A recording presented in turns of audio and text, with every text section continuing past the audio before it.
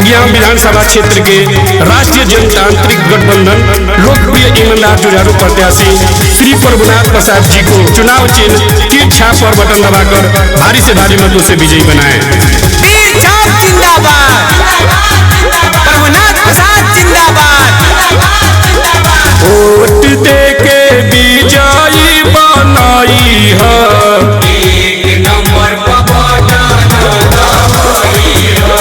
प्रभुनाथ जी के विजयी बनाई है।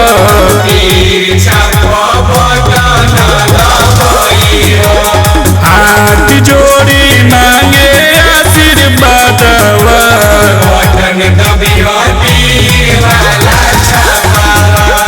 प्रभुनाथ जी के विजयी बनाई है।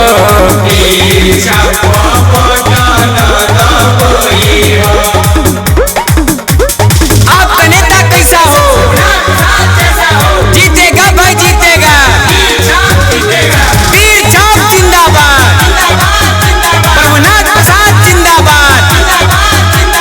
आपका बटन कहाँ दबेगा?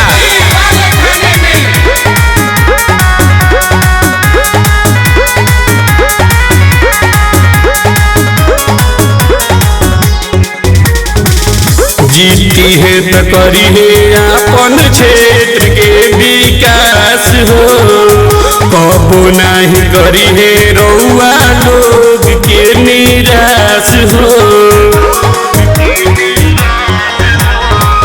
जीती है तो करी है अपन क्षेत्र के विकास हो, कबो नहीं करी है रउआ लोग के निराश हो। वोट दे के विजयी बनाई है,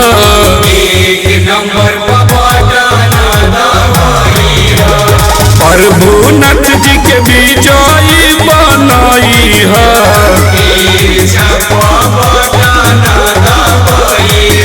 प्रभुनाथ प्रसाद जिंदाबाद, तीर छाप जिंदाबाद।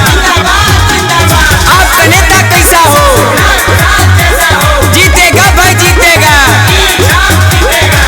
सब कर चहेता हवे नेता नंबर 1 हो, करता सपोर्ट इनकर पूरा जन जन हो। सब कर चहेता हवे नेता नंबर 1 हो, करता सपोर्ट इनकर पूरा जन जन हो। वोट दे के विजयी बनाई है,